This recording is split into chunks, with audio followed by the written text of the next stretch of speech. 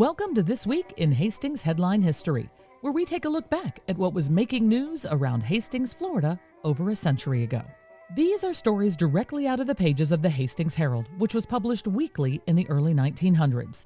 It's fascinating to hear what they were talking about, as well as how they spoke in their articles from over 100 years ago. So sit back and enjoy as I share with you a few of the stories from this week's edition in 1920. Receipts from Florida's motor vehicle licenses have exceeded the most optimistic estimates. According to the information compiled from the records of the Motor Vehicle Registration Division of the state's Comptroller's Office, the receipts for the first half of the year 1920 have exceeded the total receipts for motor vehicle licenses for the year 1919 by more than 20%. The total number of vehicles of all classes registered during the entire year of 1919 was 57,240. The total number of vehicles of all classes registered during the 6 months ending June 30th, 1920 was 67,019. This shows an increase for 6 months over the entire year previous of 9,779. The total number of chauffeurs' badges issued during the entire year of 1919 was 2,007. The total number of chauffeurs' badges issued during the 6 months ending June 30th, 1920 was 1,906. This shows a decrease of 101. So, what kind of legal trouble was there in Hastings? Well, this article tells us what people were being charged with and the fines they were paying in the local court. Mayor's Court is cleaning up. The Mayor's Court has cleaned up several bits of loose change during the past fort in pursuit of its vowed intention to clean up Hastings thoroughly. The contributors to the funds of the court and their reasons for contributing are as follows. Alvin Bird, drunk and disorderly, $10 in costs. Levi Smith, drunk and disorderly, $10. Ambrose Minton, drunk, $10. Charles Clark, drunk and disorderly, $10 in costs. Elzia Green, drunk and disorderly, $10 in costs. Both Mayor B.L. Paget and Marshal Charles E. Green have stated in most emphatic terms that Hastings is to undergo a general house cleaning and that drunkenness and disorder about the streets must stop. The mayor has issued orders which the marshal has declared his intention of obeying to the letter, that all persons guilty of either charge are to be arrested immediately, regardless of who such a person may be or how prominent they are in the community. May locate sugar plant in Hastings. The possibility that the big sugar refinery which the United Corporation plans to construct somewhere in this general vicinity may really be built in Hastings is becoming more than a rumor and begins to show evidence of being a probability. It's been announced by Captain H.A. Johns that the corporation is sending to this section an expert sugar engineer who will make a thorough investigation with a view to establishing the advisability of constructing the refinery here. Tenting at Anastasia. The demand for beach cottages has been so great that people failing to obtain a permanent shelter have in desperation pitched their tents on Anastasia at different points near the shore and seem to be quite satisfied with their camping experiences. There are a number of campers in and near the Anastasia village, where there is such a large summer colony. Must-eat corned beef. A road hog speed maniac destroyed N.J. Adams' Christmas dinner yesterday morning by prematurely cutting short the existence of a large turkey gobbler. Mr. Adams states that the speeder blew his horn but made no effort to slack up speed or to avoid the gobbler.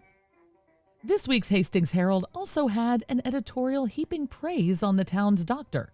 It's titled, "This Doctor Do a Harp and Crown," and it reads, "There's a doctor in Hastings who deserves a crown and harp when he gets to the place where they use them. His heart is as big as a house and a sympathy for his fellow man that is all-embracing. He might have been rich if he'd spent his life accumulating money, but he has gone in for a higher reward than money, health. I'd rather have as my portion the love and gratitude that goes out to him for pure, unadulterated kindness, quietly and unostentatiously bestowed, than all the wealth in Florida without it. If you are dumped in a strange place some winter time with a sick wife on your hands and have to live in a tent until she gets well enough to go 20 miles to a hospital, and you meet such a man, you are not going to forget it, and you feel like shouting it from a housetop. A man who doesn't ask whether you belong to the Order of the Knights or the Free and Accepted Order of Bricklayers before he is willing to put out his hand. I wonder if the Hastings folks will know who I'm talking about. I bet lots of them will. His first name begins with Gordon, and his last name begins with Stanton. And he was to see me yesterday, and I was tickled to death to see him. You can bet the latch string will always be out on my front door when he comes around. Signed, One Who Knows. Now it's time for Talk of the Times, where I give you a glimpse of what people were thinking over 100 years ago. This week, a complaint from the citizens who are sick of unsafe driving and want to know where a special traffic cop is that the county promised them. It's titled, Where's Our Cop? And it reads, Many complaints have been made of late because of the increasing frequency with which lightless trucks and cars are encountered along the brick roads in this section. A lightless vehicle is a distinct menace to all-night traffic because it is rarely that a driver of another car can see the unlighted vehicle until he is close upon it, sometimes too close, to prevent a collision. Under existing conditions, it is difficult to place the blame for the prevalence of these lightless vehicles, with their constant danger to everybody on the road, on anyone but the county commissioners. Months ago, so long ago it has almost become ancient history, the county commissioners voted to buy a motorcycle and establish a motorcycle patrolman whose duty it should be to enforce traffic regulations along the Dixie Highway in St. Johns County. The commissioners even selected the man who was to fill the position. Since then, nothing further has been heard of the matter. No motorcycle has been purchased, and the man selected for the county officer is still waiting instructions. The winter traffic soon will commence, with all its attendant reckless driving and disregard of traffic laws. We shall be obliged then not only to avoid our own local lawbreakers, typified by the drivers of lightless vehicles, but a horde of reckless tourists as well. If the county commissioners passed that patrolman order with the intention of putting it into force, they should show some signs of activity.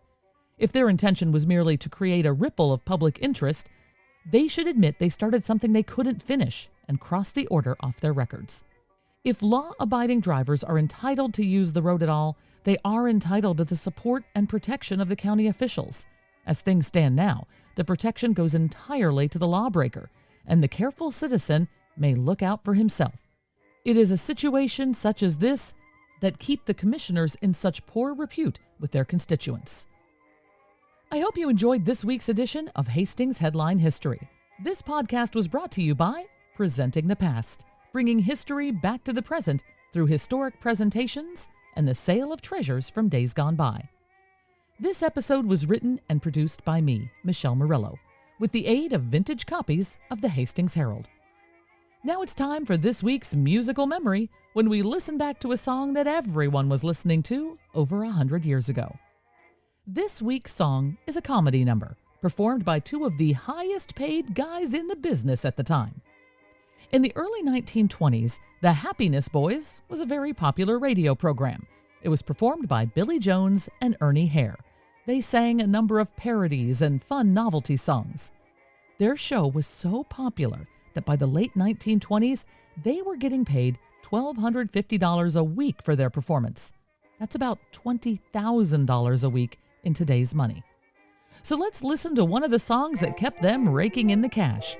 Here is their 1924 recording of Hinky Dinky Parlez-Vous. Do you ever think of the time when you were far across the sea, in the land of wee, wee, wee, when you strolled the sweet Marie? Do you ever think of the pomme de terre and the good old cognac? When you think of this and you think of that, now don't you wish you were back? What has become of Hinky Dinky Parlez-Vous? What has become of Hinky Dinky Parlez-Vous? Maybe she still is true to you, and true to the rest of the army too. Hinky Dinky Parlez-Vous. What has become of Hinky Dinky Parlez-Vous? Haven't you told your wife about the girl you knew? You must have told your wife, no doubt, but I bet you left a lot of it out. Dinky Dinky Parlez-Vous.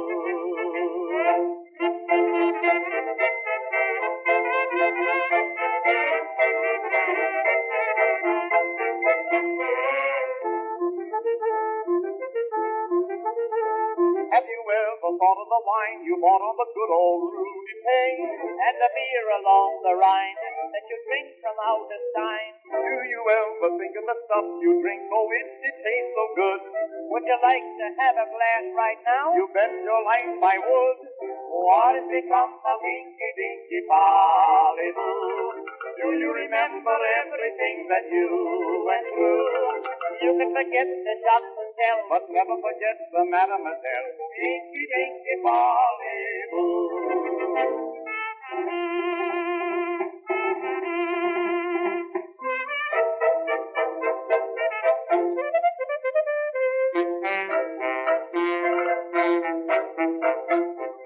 What has become of Dinky Dinky Polly-Boo? What has become of all the buddies that you knew? Many a guy who bumped a Frank has plenty of money in the bank. Dinky Dinky Polly-Boo. What has become of Dinky Dinky Polly-Boo? What has become of all the boys that you knew? You won't forget for a number of years the mademoiselle from Mama Tears. Dinky Dinky Polly-Boo. Dinky Dinky Polly.